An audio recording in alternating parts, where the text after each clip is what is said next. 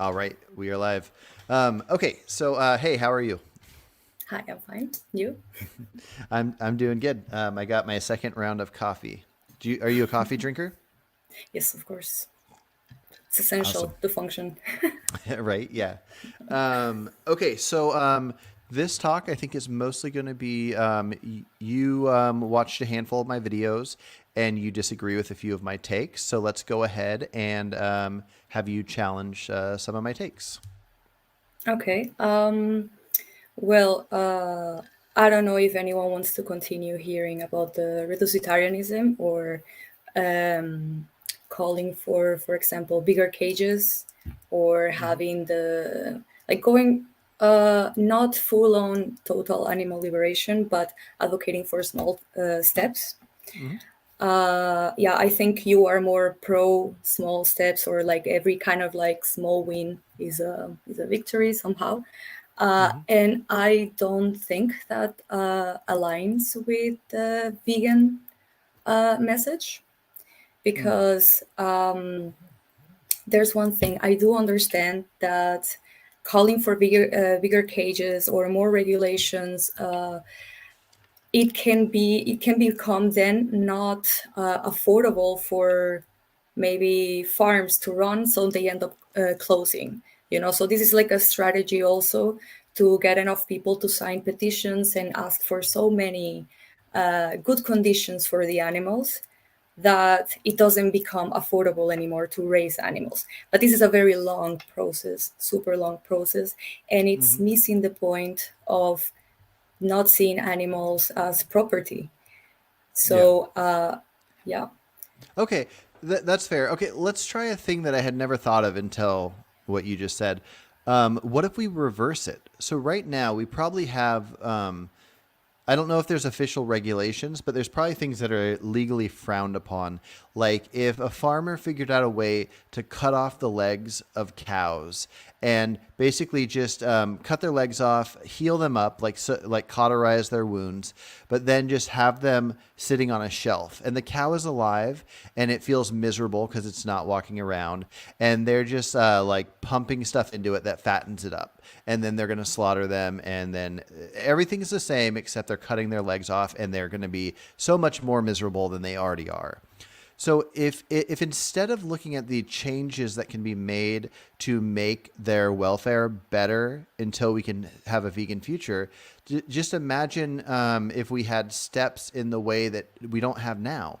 So if this were the case, and you could fight for veganism, but also try to convince people to put a law in place saying you can't cut off their legs and have them sitting on a shelf, wouldn't that be good to try to get that law to make it to where farmers at least have to let cows have legs and walk around?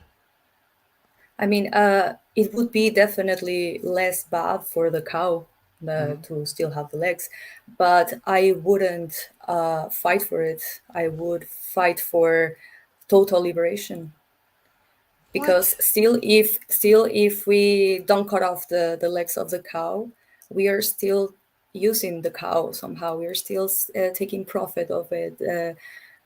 We are still seeing the animal as property, and this is not okay.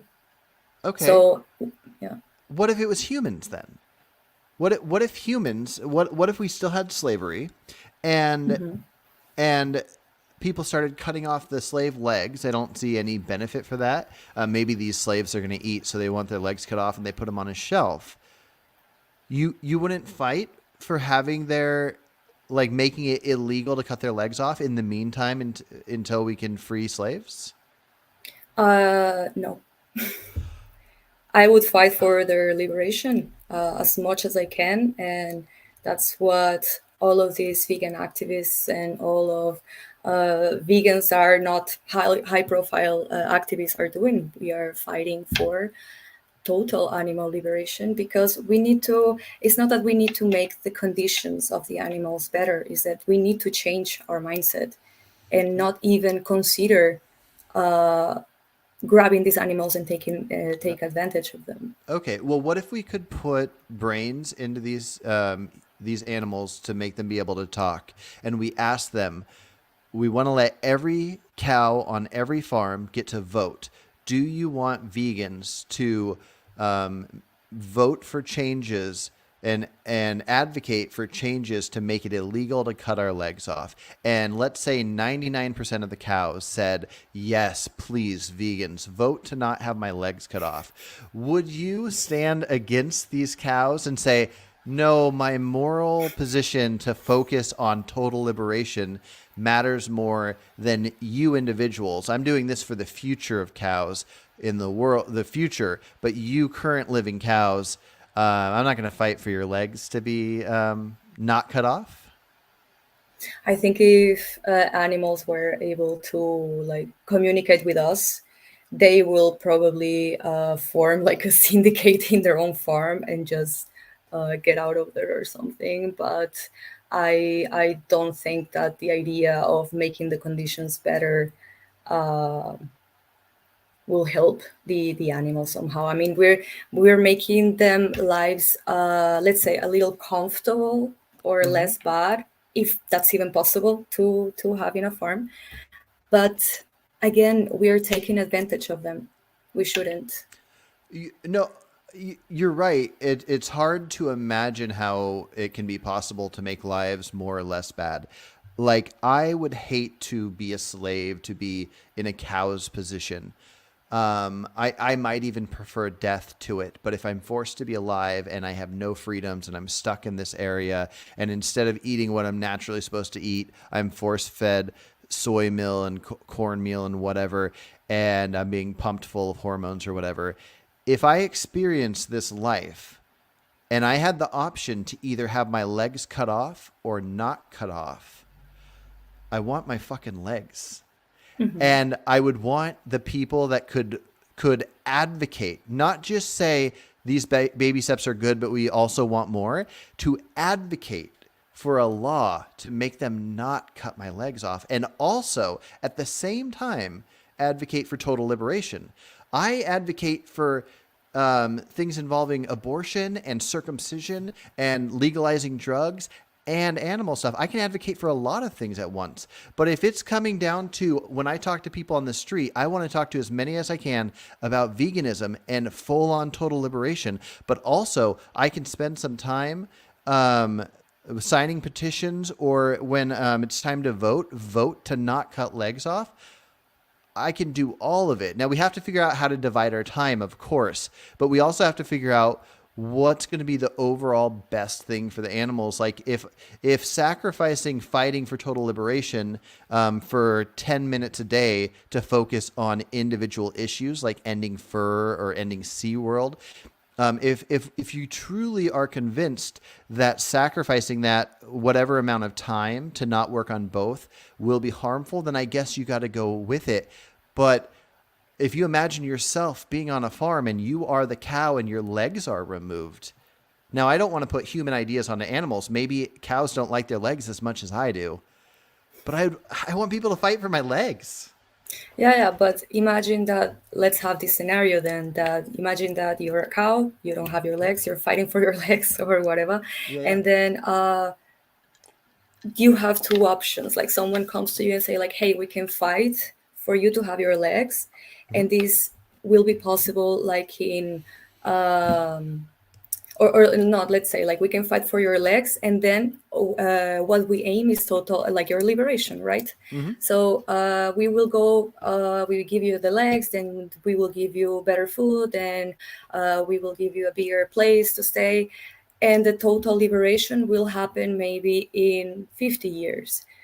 But if I come to you and tell you like, hey, I don't want you to have better conditions here because I'm fighting for your total liberation, and this will take 10 years for it to happen. So what would you choose? A longer, more comfortable life that is not actually comfortable?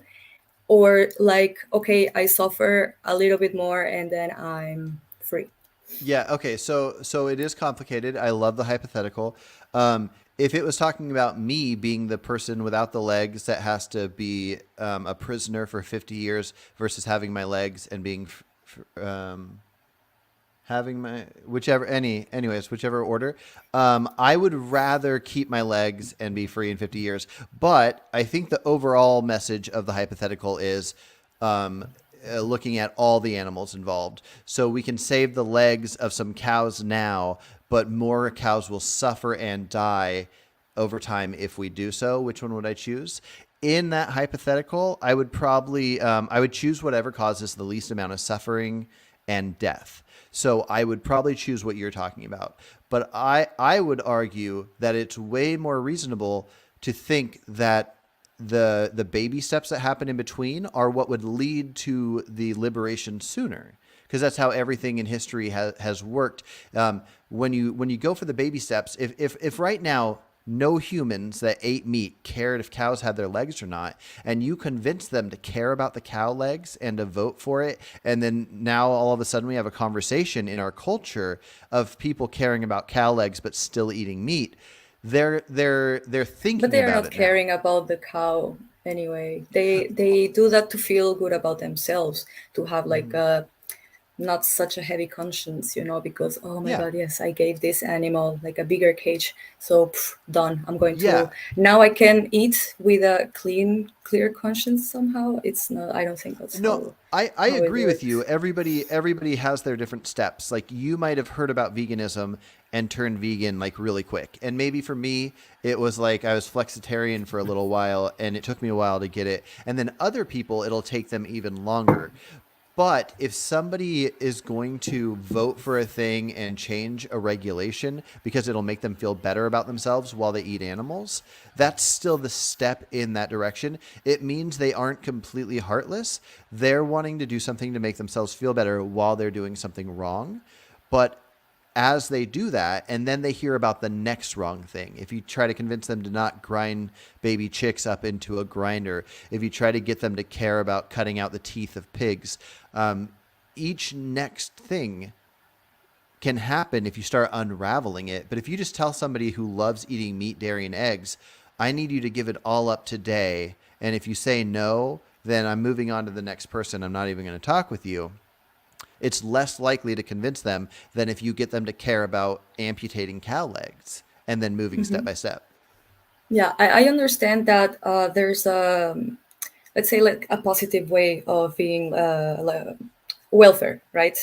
I'm not saying it's totally wrong. It's just it shouldn't be like it shouldn't be linked with veganism. Vegans shouldn't advocate for better conditions. They should advocate for total animal liberation. Now, with welfare, I understand that if you want better conditions for animals, and you need signatures, right, to pass a law in the parliament or whatever, you can Mm-hmm. easily get signatures also of non-vegans. Yeah. So it's you reach much more people. But even if the conditions are better, and then imagine that, okay, we need farms cannot afford to have bigger cages, so they start shutting down.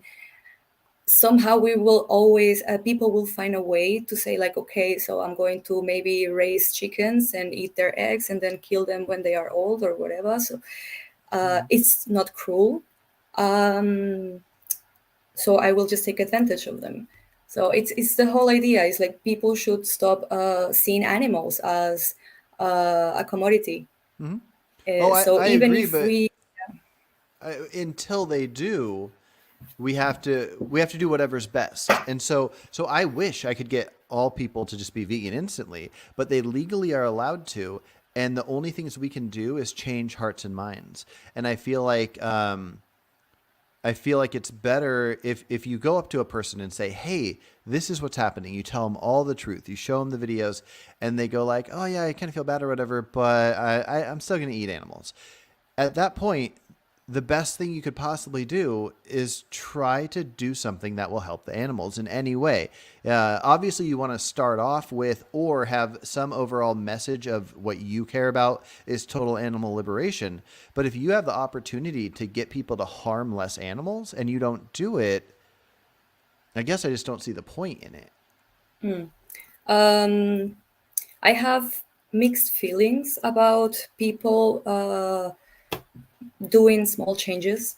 because it's obviously they are doing less harm, not total, not in the totality, but they're, for example, someone who starts off by ditching meat, then I don't know, 1 year later stops consuming milk, or of course it's a gradual change.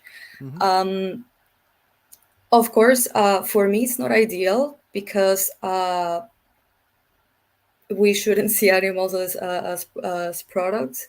But Hmm. I also understand that not everyone cares about animals. Uh, there's people who genuinely don't care. So Hmm. by them maybe going through small changes is also a learning process for them, and they Yeah. are also learning how to care about. It's not about loving animals, but like how to see them as individuals, and individuals that deserve respect and the right of life, of course. So Hmm. I wouldn't tell this person like, hey, you're doing something wrong because you're not fully vegan.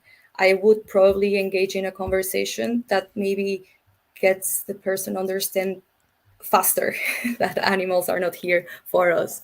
So Yeah. yeah, I have mixed feelings because I know that some vegans would be like pointing the finger.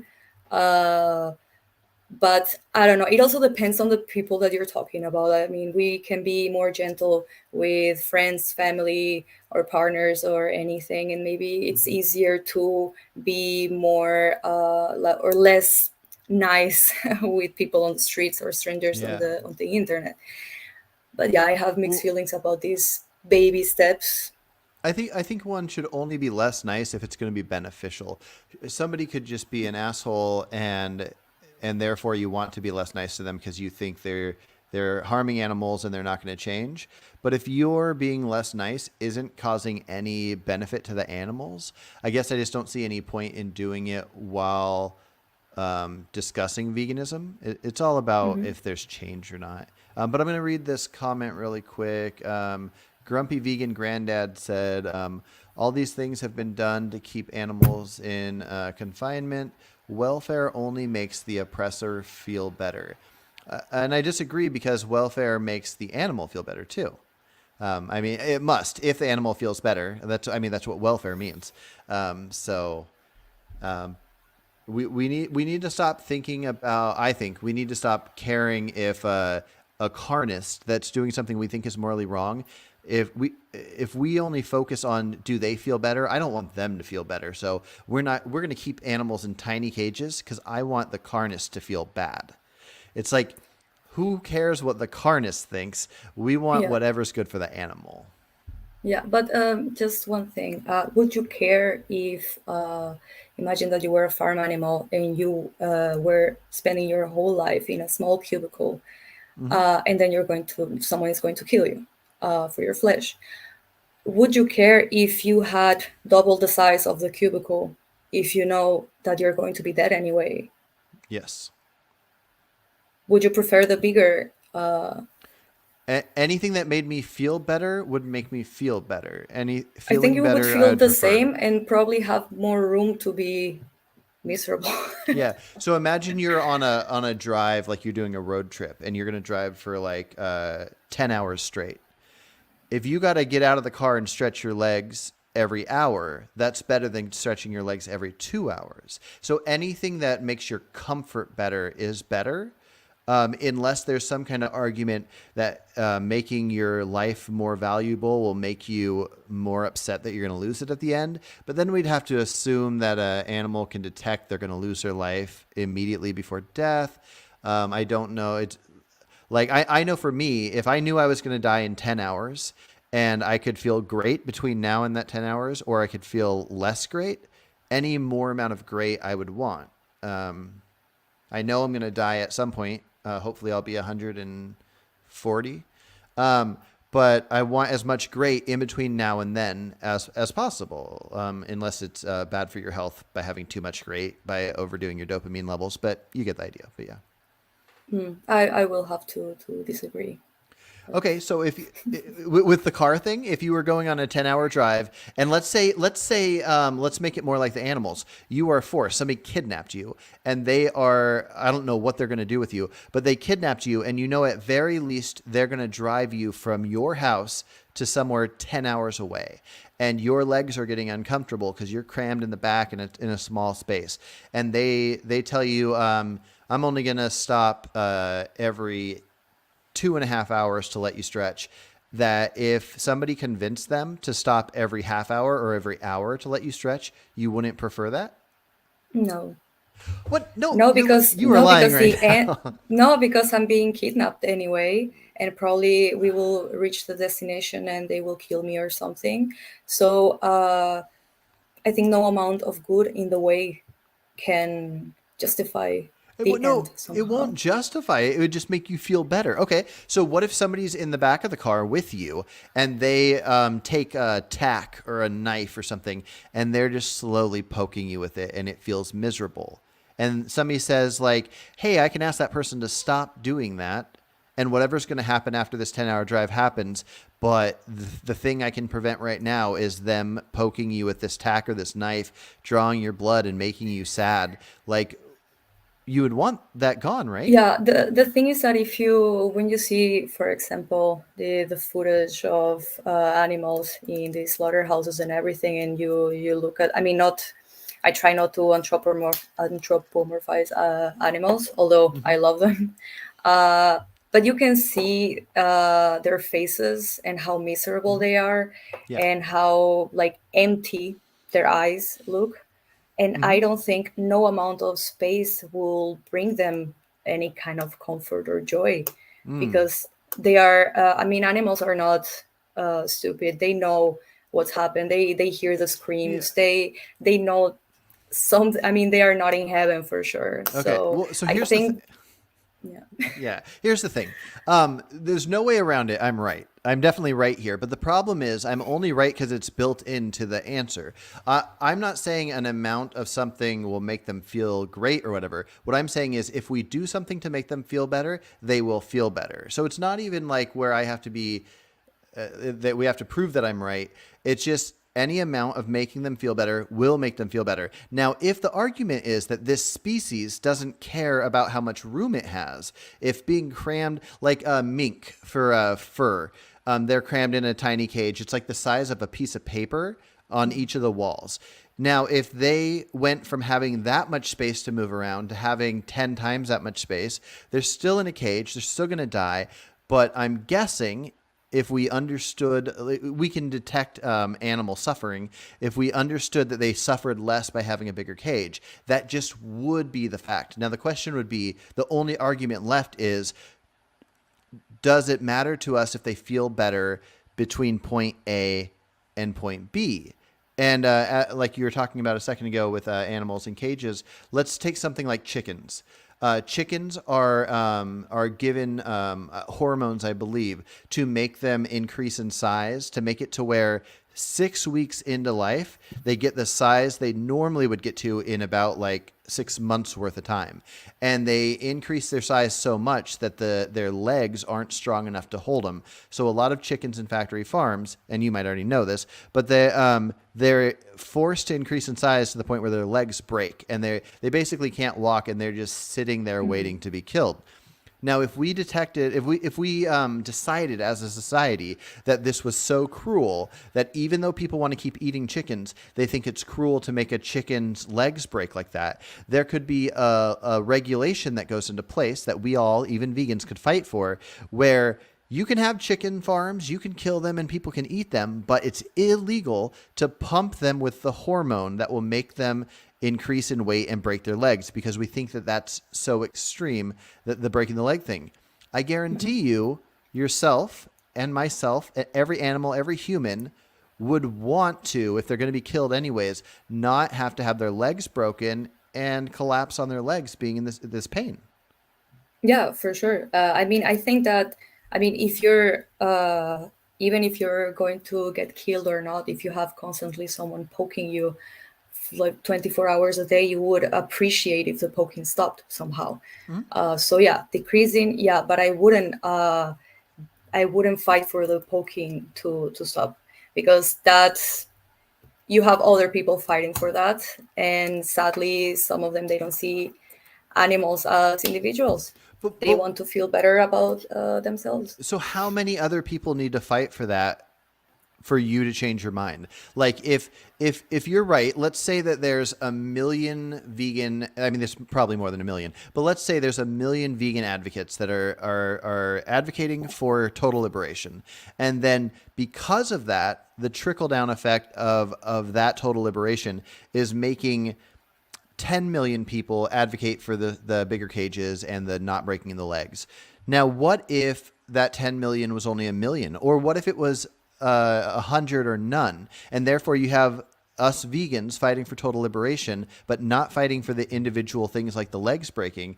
And then nobody else is fighting for it. At that point, would you fight for it? No.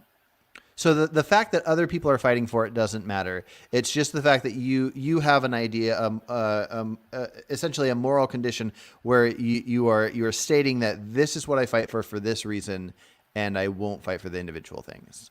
Yeah, I will fight for the total liberation Oh my gosh. over anything, because I also I think it's a little disturbing to like to sit down and think like, how can I make these animals' lives that is already like a horrible life? How can I make it like miserable still, but like a little less miserable? I wouldn't come up with ideas to with this, Yeah, so I don't know. I think I feel like that's probably morally wrong.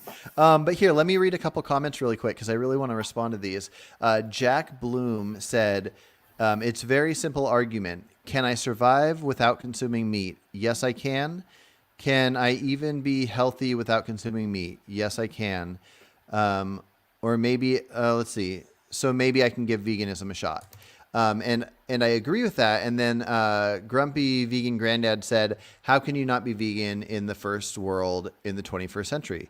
And I agree with that as well. So those two things, I think the answer to that question, no offense at all to you, but the answer to that question is what you are saying and what they are saying. The reason that people aren't going vegan is because vegans aren't advocating for meat eaters to figure out how to understand what they're doing is wrong. They look at us as crazy and outrageous because we don't give a shit if cows' legs are amputated. We give a shit about the overall issue. And I could be wrong here, but yes, no, you guys are right. I feel like maybe some people in the comments think that because I want total liberation, but I'll take every baby step along the way. If there was bullfighting in the U.S., I would love for bullfighting to end. And I was talking to a buddy from Colombia, and there's bullfighting there, and the bullfighting's supposedly on its way out. And that's great. I want every little win. Yeah, but this is different because I would also advocate for the ending of bullfighting, because when you advocate against it, it ends somehow. The industry ends. But when you Yeah. advocate for bigger cages, the meat industry is still there. Okay, fair enough. That's a good point. Oh, one thing I want to say to the audience, I haven't had a chance to keep up with all the questions. So what I'll say is, if you have a question you directly want me to answer, do the whatever the word for it is, where you at and then me, and I'll keep an eye out for my name. And then if you want me to ask Revolta269 a question, at her as well, which I'm not sure if you're able to do, but or you can at me a question to ask her. But I do want to keep up with some of the questions, but I just can't keep up with all of them. But yeah, no, that's an interesting point. So if you can fight to end bullfighting, because if it ends, then that means that entire industry ended, which a lot of vegans are kind of against the single issues, like ending SeaWorld or ending rodeos or whatever. It's just the idea of all or nothing. And so I guess it's, in my mind, I view this kind of thing as a similar to the laws within farming. It's just farming is such a bigger thing that will take people longer Yeah. to end. Well, so I guess that's kind of a thing. So similar to how we have bullfighting, and then we also have farms that eat animals.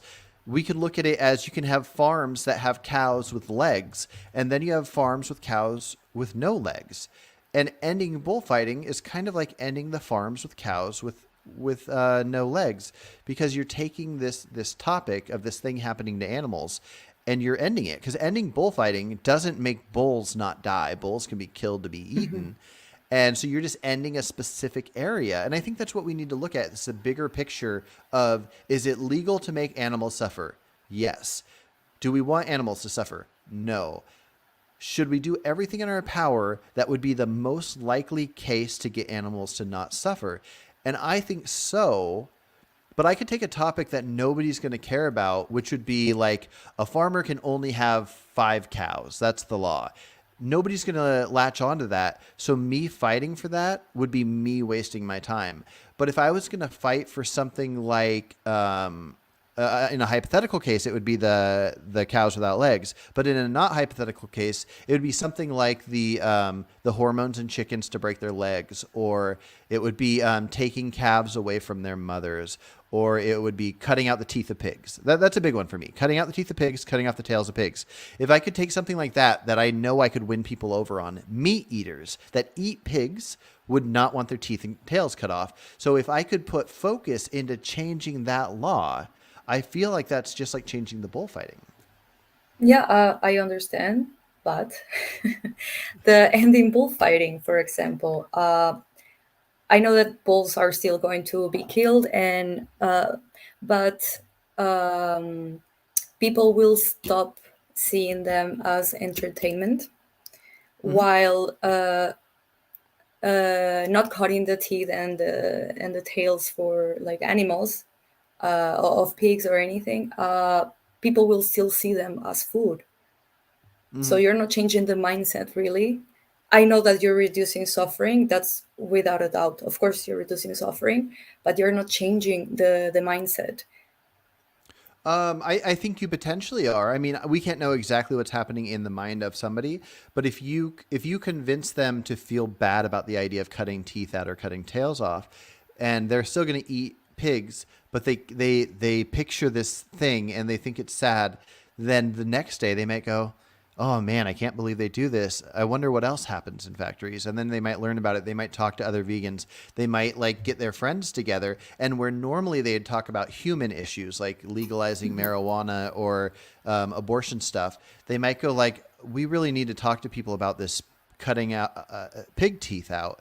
And sure, it's like the people that care about Cecil the lion that was hunted by that one lady, or the monkey that got shot at the zoo.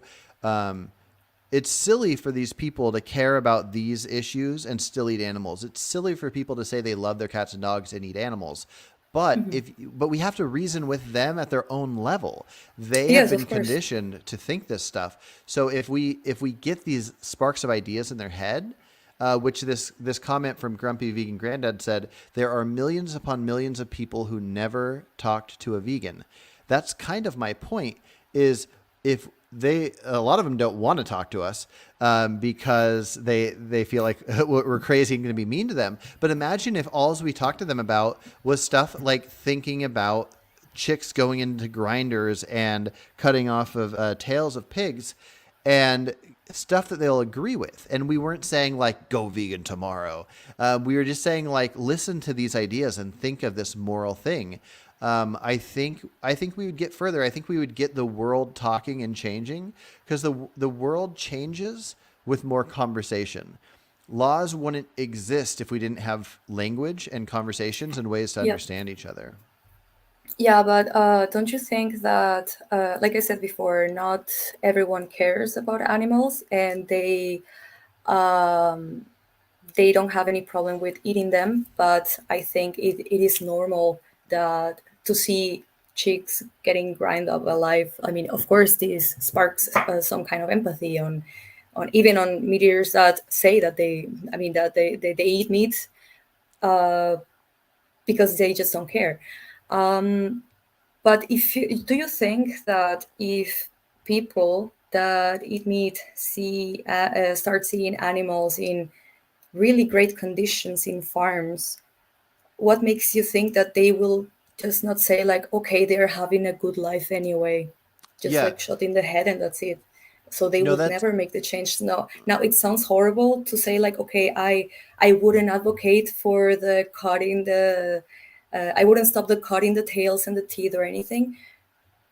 I know it sounds horrible because you want to, I think, like as an empathic human being, you want to reduce suffering, but people need to see sometimes like the shock value, like yeah. is important. So if people see how horrible it is, it makes them probably switch or have a like change faster.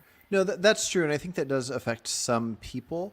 But here's the thing: if something wrong is happening, and somebody feels that it's wrong, they should be able to argue that point. So even if we got the conditions better to where people that like to eat meat go like, oh, okay, it's better. Look, it's better.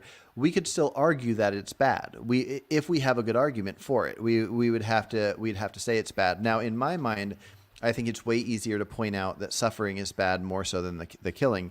Although both I think are easily argued as bad.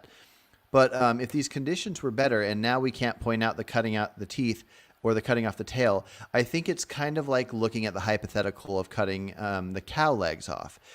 People aren't justifying eating cows because we aren't treating them as poorly as cutting off their legs. So the same thing would happen if it became illegal to cut the teeth and the tails of pigs, then it would be illegal at that point. So people wouldn't say, "Oh, we're not cutting their teeth and tails anymore, so it's fine to do." We would just view that as like the cutting the legs off. It's just something that doesn't happen. We would take the stuff that does happen and we'd point out if it's bad or not. If all of a sudden slaughterhouses didn't have horrible things happening to where we could get slaughter footage to show people, look what happens, then we would have to come up with arguments that aren't that. The best arguments we have are the ones we have. And if things improve, then the best arguments that we'd have are the ones we have then. It's like something like people being allowed to be gay or not.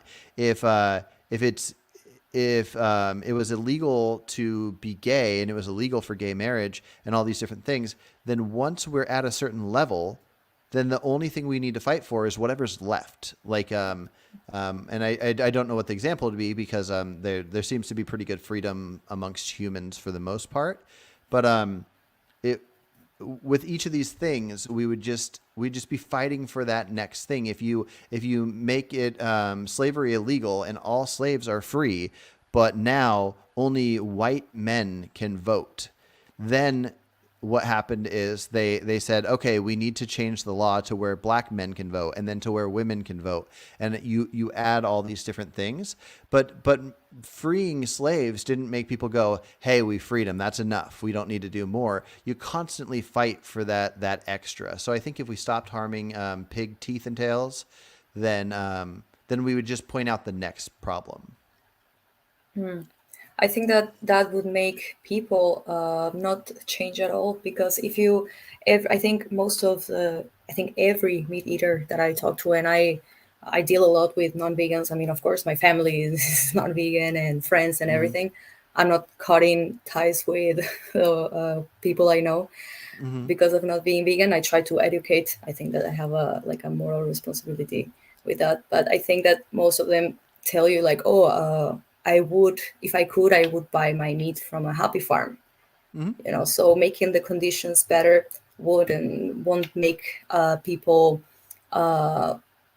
see animals as individuals. They will still see them as products, and that's what we need as vegans.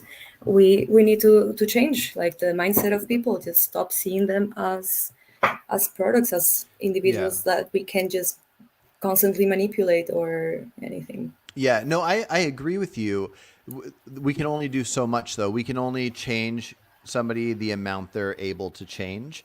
And so with the getting meat from a happy farm, if we were to change regulations to the point where every farm was a happy farm, then our focus would be on whatever the biggest issues are at that point. And there's always going to be various different issues that we can focus on and fight against. Like I think one of the biggest issues in the U.S.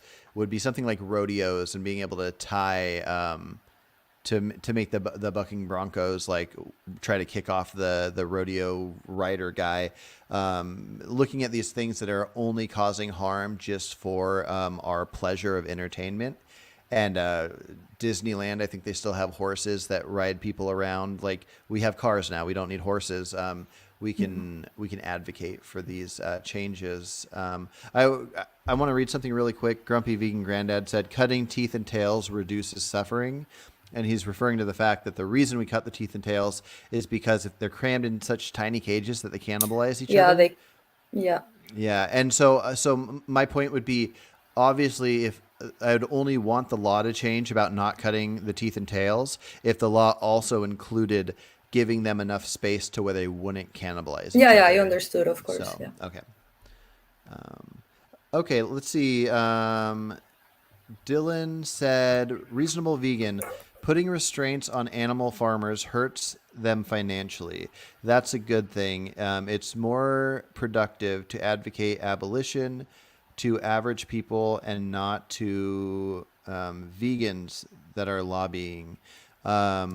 Well, yeah, kind of what I'm talking about with the restraints hurts the animal farmers financially. So I don't know if you're agreeing with me, but yeah, what I'm saying is if they're forced to not inject chickens with hormones because their legs are going to break, and therefore instead of killing the chickens 6 weeks into life and making a bigger profit, they will now have to farm chickens for longer, and therefore it'll cost them more, and therefore they'll have to charge more at the store, and then so on and so forth, depending on subsidies. So that's kind of my argument: is if we get the regular people, the carnists, to agree and to convince the government to put in regulations, it's going to make it worse for the farmer, and it's going to cost the farmer more, which I think is good. Yeah, of course, and even it can come to the point where the farm needs to be shut down because of not getting enough money to maintain it. But I'm also okay with hurting the the farmers financially.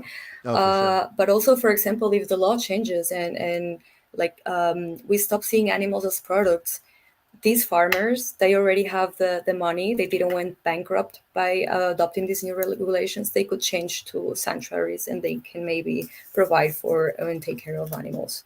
Now, if they are bankrupt, they cannot be useful for the animals somehow. Definitely, definitely. Let's see. I just want you to know, we got 21 people watching now, and almost everybody is on your side and not mine. I just wanted you to know that. Yes. I'm glad that people watch and are and want conversations like this to happen, because who knows, I could be wrong about everything I'm saying, and I want to hear different ideas, and I want to whatever I learn that I feel is right, I want to go with. And so I think these kind of conversations are very important. Me too. Yeah. I totally agree with you. And this also shows that we are all different. We all have different ideas. And it's also important for non-vegans to see that we all think different. We are not like one stereotypical kind of like person. But I think that we also need to be careful with using vegan as and promoting like welfareism and stuff like that. I think we need to be careful with that because Yeah. veganism is about total animal liberation. And Mm. then if you support welfareism or anything, actually can make spread misinformation. Well, I don't know if it can spread misinformation. It would just spread different information. Like if you want chickens to not have their legs broken, and that's a focus of yours, then that would just be different from wanting to only focus on animals being completely liberated. So I don't know if it's misinformation, but I agree with you that it might be. Misinformation in the way of like you're using the word vegan wrong, you Gotcha. know. Okay.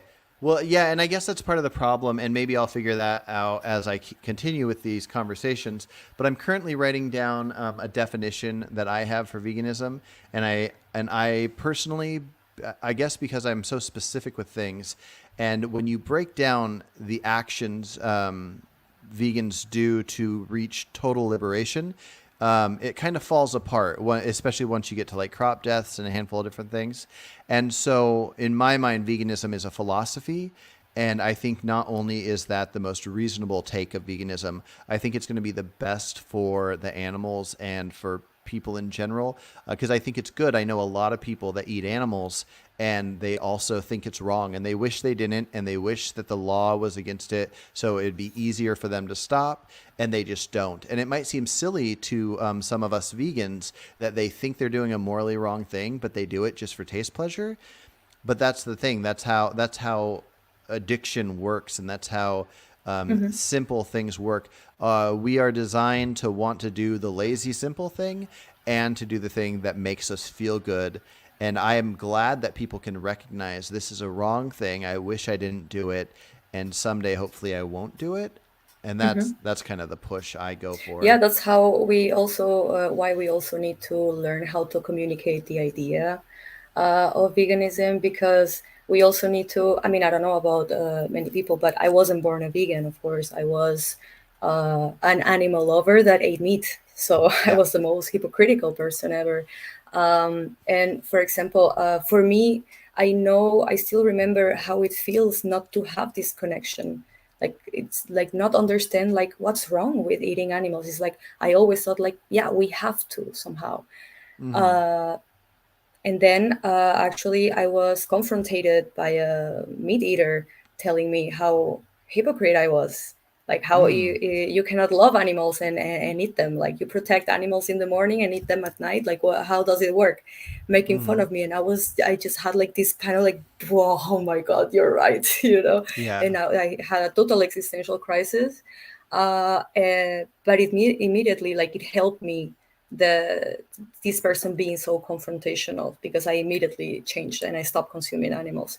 So Mm. it was this like I aligned my views with my actions, and but for example, like maybe this confrontation wouldn't work with other people. Maybe these Yeah. people, because they don't care about animals. So if you tell them like, oh, I mean, how like you're a horrible person because you're eating animals, they could tell you like, yeah, I don't care about animals, and then the conversation will lead nowhere, because Yeah. it's just like getting more offensive and offensive, and yeah, this is nothing for the animals, of course, and the person would not change.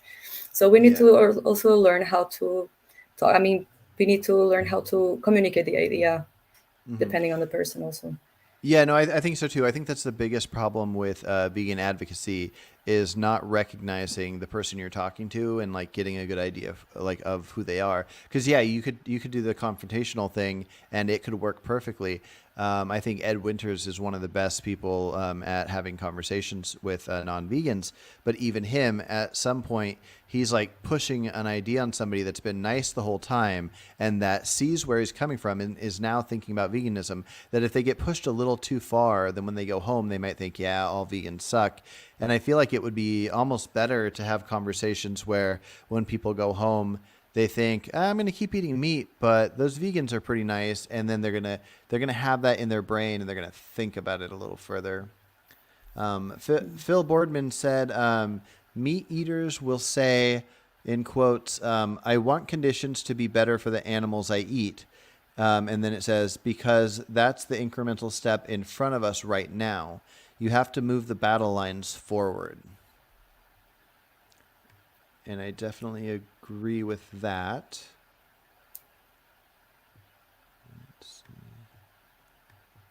Making things like cutting tails illegal does personally feel like I'm condemning the rest of it. Um, but the big picture, it's just one of the many small steps. And that's Jeremy Smith. Awesome. There's a couple people that agree with me, but mostly you. Let's see. Oh, sweet. Another Akash. I'm not sure if I'm pronouncing that right. Says regional vegan. As long as you are vegan, I'm on your side. Oh, I guess that's not exactly agreeing with me. That's just saying that they're glad that I'm vegan, but that's cool too. Okay, here we go. Joe O'Brien says, so if chickens grew slower and lived longer, they would also suffer longer, which isn't helpful for your welfareism view. No, that's actually a good point. Let me ponder that real quick. Yeah, yeah. So obviously, in my mind, and I hope everybody's deep down, we want the least amount of suffering possible. No matter our approach we go, our approach might be for a better outcome because we think our approach will have the best outcome. But no matter what, whether it's your approach or mine, we're doing it based off thinking it will have the best outcome. Now, the reason I would still advocate for these regulations, even if it causes more suffering in the meantime, I guess would be kind of like what you're talking about, where you could do this one thing and it ends in 10 years, or this other thing and it ends in 50 years. I think what will get individuals that are carnists to slowly work towards a vegan future is getting them to know and understand what happens and how the regulations work. So making it to where these chickens, instead of being killed to be eaten at 6 weeks, they grow to 3 months or 6 months, and they don't have broken legs, but they live longer, therefore they suffer more. I think that will be part of the process of moving our expectations of treatment to a direction that will make people make better choices in the future. I still disagree, but Yeah, right. but I think we need to agree to disagree on that. Yeah, for sure, for sure. Um, Lewis said Revolta 269 is making solid arguments. Okay. Somebody said veganism isn't a diet. I agree. I mean, words are what they are. We use them to communicate. So if somebody wanted to refer to the dietary element of veganism, they could. But in my mind, veganism is not a diet. Turning Veganese said, reasonable vegan, I'm very proud of Revolta 269. She is actually the one who made me go vegan. Oh, cool. Awesome stuff. We're okay. This is cool. How did you do it? What was your approach? I was so annoying. Awesome. Now, were you friends with AJ before? Yes, yes. The thing is that I think he saw all of my vegan phases because when I started, first went vegan, we were already friends for quite some time. And actually, I was unaware of, like, I started when I got this confrontation, that, oh, I'm a hypocrite, whatever. It was, I don't know, over a decade ago. There wasn't so many information out there or anything, and I remember that I watched. The only thing I found was Earthlings, the documentary, Hmm. and this blew my mind. I mean, I think I got totally traumatized. So Yeah. uh, when I saw it, I was kind of like, oh my god, I cannot believe that I was so unaware of this. So people need to know about this because they're probably unaware and they will immediately go vegan. And oh my god, I was so wrong because Hmm. nobody wanted to hear about it. Nobody wants to hear like bad things about their eating habits or like their choice of clothing or entertainment or anything. Hmm. And I remember that at that time, yeah, I used a lot of like social media, just to share videos, always like slaughterhouse videos, and everyone was unfriending me already because they didn't. So I was very like aggressive, like not like because I don't think this is aggressive, but for non-vegans it is. I remember I had a lot of arguments with AJ. Like we were like, I don't know, calling each other names or everything. But with time, um, I got to see a lot of like Gary Yarovsky. Hmm. He's one of like he's my hero. So Hmm. he's also not so nice at talking, and I think Yeah. I mean I didn't we didn't had any Earthling at back then or anything, Hmm. so I kind of like learned to talk how Gary, and that was also, let's say, not so good for many people. Yeah, for sure. But then yeah, it became also, it was a learning process to me, how to communicate something that I think is so important and that I'm so passionate about, but try not to get so emotional, which is very hard when Hmm. you're an ethical vegan, so because when you're like, I don't know, if you want to, I wouldn't try to talk people into veganism because of like health reasons or anything. I think this misses the total point of veganism. It's like to Mm. see them as individuals.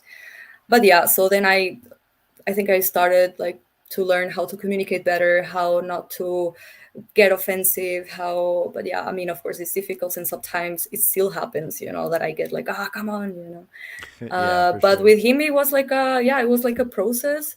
Um, I think like the seed was there somehow, Hmm.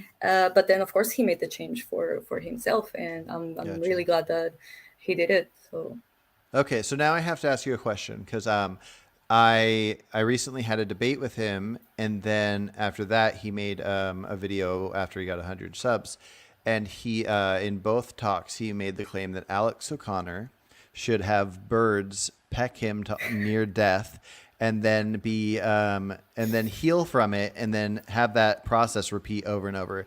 Now I don't know how many years he wants this to happen for, if it's for eternity, but unless you don't want to answer because of him being your friend, do you condone this idea? uh, I mean, I think it's more of a joke Okay. than Oh, an I asked him and I actual. didn't get an answer back from that. Okay, but the I mean, that's non-joke, my opinion. I don't know what yeah. he if he was joking or not, but I think it's a joke, Now the and I think non-joke that side, yeah. he does think that Alex O'Connor should be dead. Maybe the bird part's the joke, but I'm pretty sure, and you can let us know if you want in the comments. But if you could press a button right now and have Alex O'Connor be dead based on his going vegan and then not vegan, would you do that? Of course not. Okay, cool. I would not either. Okay, cool. Because then That's I would have to press a button and kill all of my non-human family or something. What makes yeah. so of course I'm very very disappointed with the Alex thing because Mhm. actually used to follow him, not now anymore because I think he lost all kind of credibility. Hmm. But I used to follow him and admire him a lot because of his atheism work.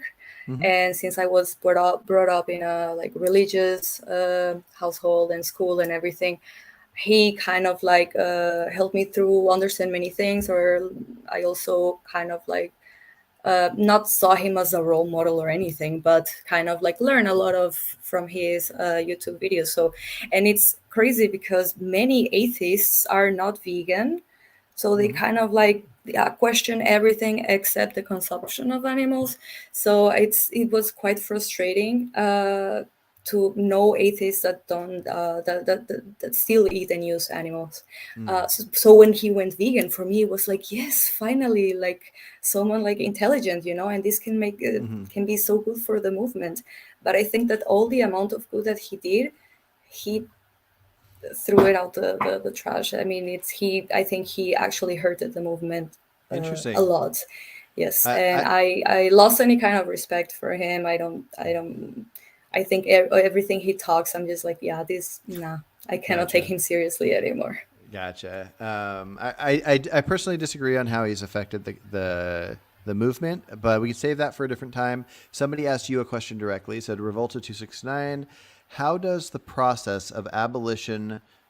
Uh, how is the process of abolition going to work in a world where we don't take the small wins for the animals we can take? I mean,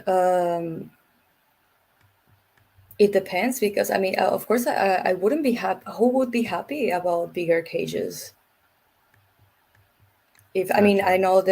I know the idea of reducing suffering, but how can you be happy about making the life of animals comfortable if you're still using, exploiting, and killing them? Yeah. Yeah, I definitely don't think anybody should be happy about the bad part. I think the idea is being happy about the good part, um, and promoting the good part. I would think that about anything in life. But yeah. Let's see. Okay, so AJ did say that the bird thing was a joke. So AJ, now my next question for you is it him dying, is that part of the joke too? Because I know it wasn't for Vegan Gains. When I had the debate with Vegan Gains, he wants him dead, and very few people, but some people were saying that they think any non-vegan should be dead. Yeah. Okay. We should maybe chat another 10 or so minutes. Was there a different topic aside from the reduction and the suffering that you caught in any of my videos that you disagreed with? Yeah, it was. I mean, because I watched your video with David Arenas, Okay. and it was really, I really liked it. I'm sorry, I disagree with you in most of, I think, in the whole video. Wait, even the But roadkill part? yes, and I wanted to, yeah, mention that the Okay. roadkill, I strongly disagree with using or consuming animals that are accidentally killed. Okay. Well, so what about this then? And I wish I would have thought to ask him this. If somebody took a roadkill, like a deer, and put it in a box so they're not using it, and then the deer decomposes. So aside from the bones left in there, at some point the rest of it will become a compost of dirt of sorts. Can that dirt be used? You could just pick the dead animal and push it to the forest and let nature do its own thing. Like, I shouldn't like come and intervene somehow or use it for something. Yeah. Yeah, no, and I get that idea. I get the idea of feeling like a respect for something, but I guess I'm just trying to break down the practicability of it and the moral side of it. Because if a deer's going to decompose and become dirt, then like to not use a dead animal, we'd have to like essentially not use any dirt. And so Yeah, but do we need to use the animal though? well, that's what I'm saying is no matter what will use the animal in the sense that if you go in your backyard and like plant something when you're digging up the dirt like that I mean I obviously get the difference between something composting on its own and just becoming part of it versus using it directly. But I guess the question just comes down to a moral stance of does anything own like a dead thing? And so I don't know. I guess it just it's good to figure out how we feel about a topic, but what is the reason that we don't eat animals or humans? And I feel like the reason is because we want to respect their ability to live and suffer and all that. But after something is dead, it can't feel anything, so it can't have any ownership over its life. So Well, imagine that, for example, because I think that then using the animal if it's dead, I think it also promotes the idea of using animals in any way. For example, I could take the roadkill and yeah, it's dead. I can use its fur just because, I mean, I'm not killing the animal, but then if I use the fur, I'm promoting it. So people maybe, for example, imagine like a long road and there's like speed limits and okay, not everyone is careful when driving, but maybe people are, yeah, they are conscious and cautious about driving because maybe they would hit an animal, you know. But if some people start using the roadkills for something, for any kind of benefit, then maybe drivers would be like, up, I just rush and go fast and kill whatever animal and I won't feel bad about it. So maybe we will have more roadkill somehow because yeah, the animal is being used. You know what I mean? yeah, no, I agree with you. I think we can individually have ideas on what we think is best or not because of what it can lead to, while something isn't necessarily immoral. Like I think you wearing fake fur might lead somebody to think it's real fur and then they go buy real fur. So my personal stance is it's probably best not to wear fake fur, but I don't think it's not vegan to wear fake fur. I don't think it's morally wrong to not wear fake fur. So I don't want to promote the normalization of eating animals. So if somebody was going to eat roadkill, I would hope they didn't tell anybody about it and they didn't normalize it. I wouldn't do it because I don't want to normalize it for the reasons you just explained.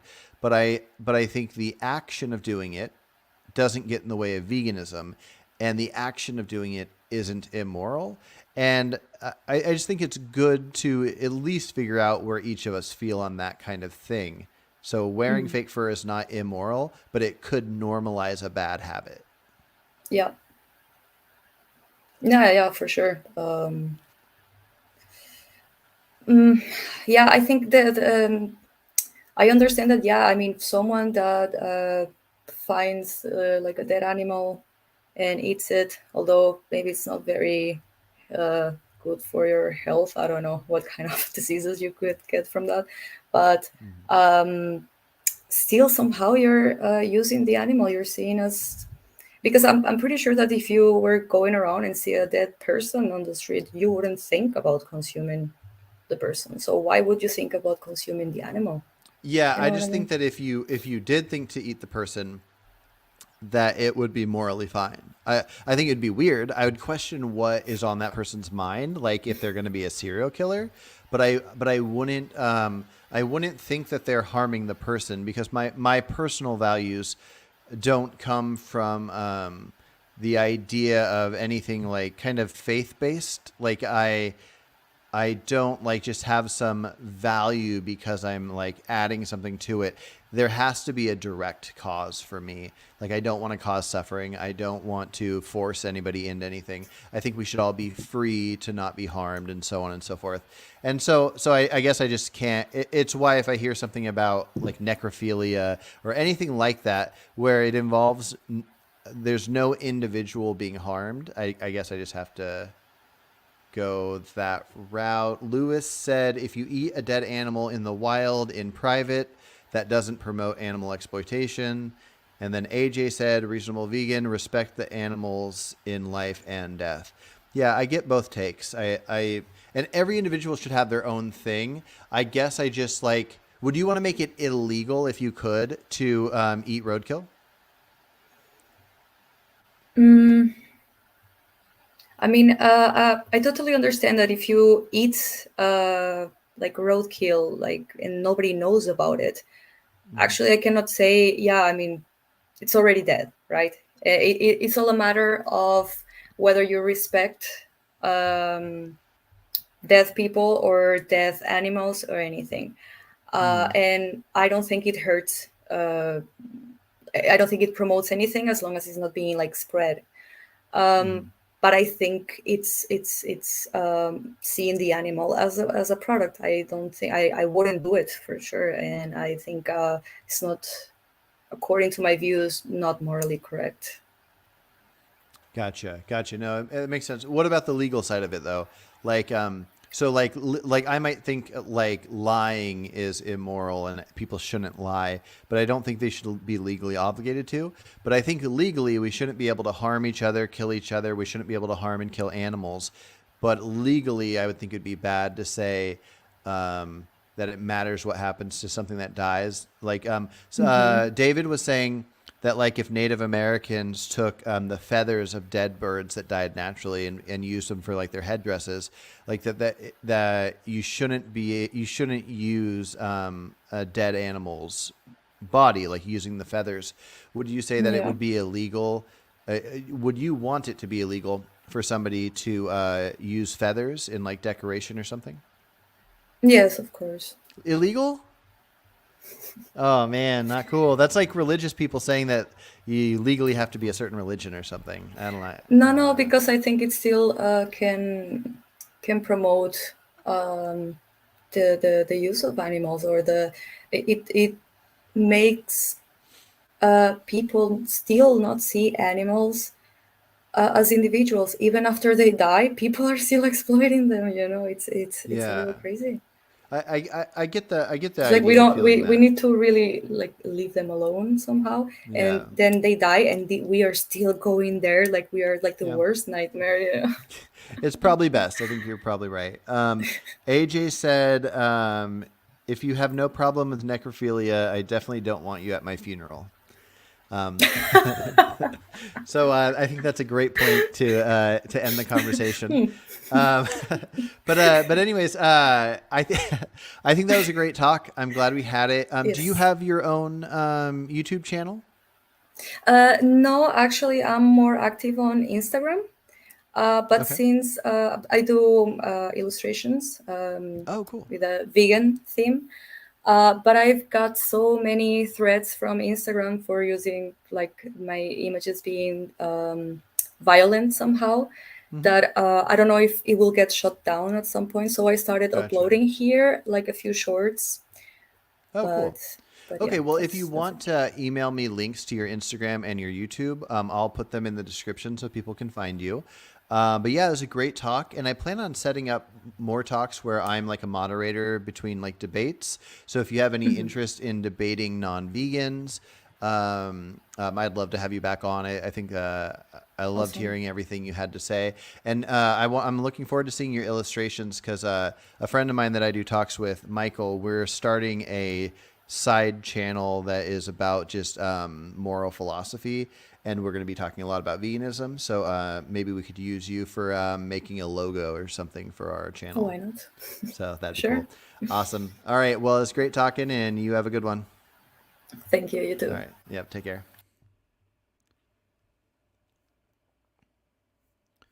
Um, awesome. Yeah, that was great. I really enjoyed that. I'm glad you guys all watched. I think that's it for today, unless I end up doing a video reaction later. Um, really, but yeah, if anybody watching, especially vegan, grumpy vegan granddad, I've been wanting to chat with you on the podcast, so please come on and send me an email and let's talk about that. Lewis, I want to get you back on as well. I have an easier time getting my thoughts out through talking like this, whether it's just me or talking with somebody, and we've been talking off of through text of talking about the eating of bivalves and whatnot. And I want to read the studies and talk with you about it. It'll just be easier to talk face to face. So yeah, anybody else watching, if you want to come on and talk, send me an email. Email is in the about section of my channel.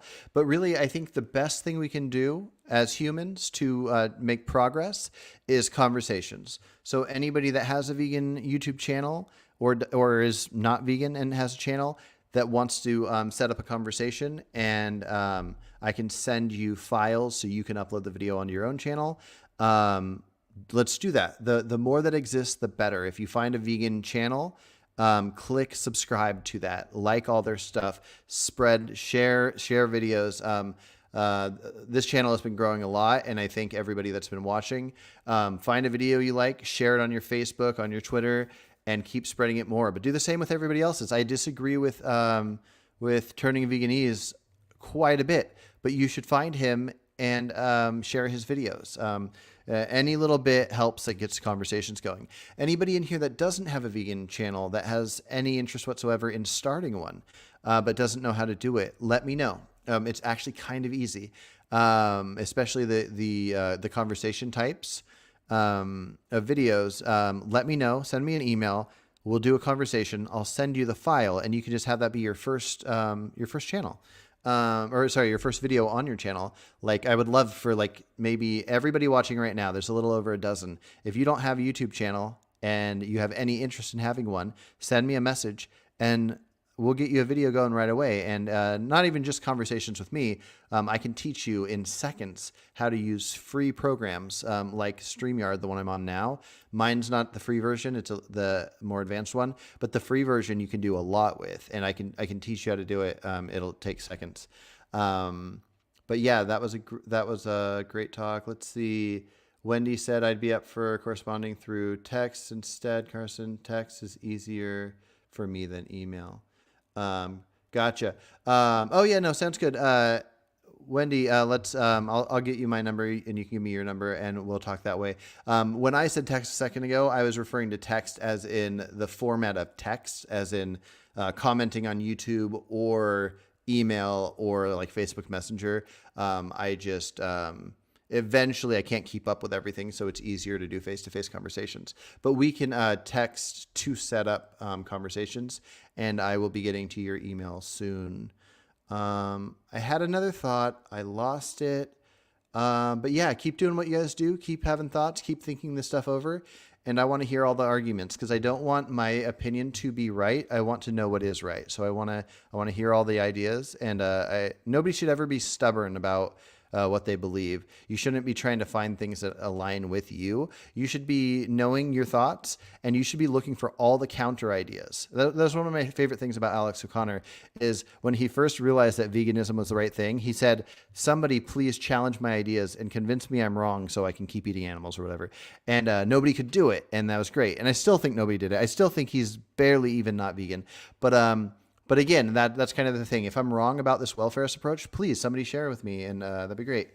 You should close live streams with a vegan dance. I will not do so. I am not vegan gains. No twerking over here. Somebody said, Contrarian 420 said, I'm in peak health. I hike miles, kayak. Most of my friends can't keep up with my cardio. I don't know what that's probably part of a conversation going on here, but are you vegan or not vegan? Vegan for 15 years, raw vegan, 90% raw vegan. Oh, cool. Okay. So you're just pointing out that you can be healthy on a vegan diet. Yeah, good points. That's awesome. You kayak. I just got a few new kayaks and I'm pretty pumped to get out. I'm in Oregon and the weather just got really good. So I'm going on a hike tomorrow and I want to go, do all the kayaking. So if you, live near Oregon, let's meet up and go kayaking. Cool. Okay. Awesome. Good talk, guys. Take care. I'll see you in the next one.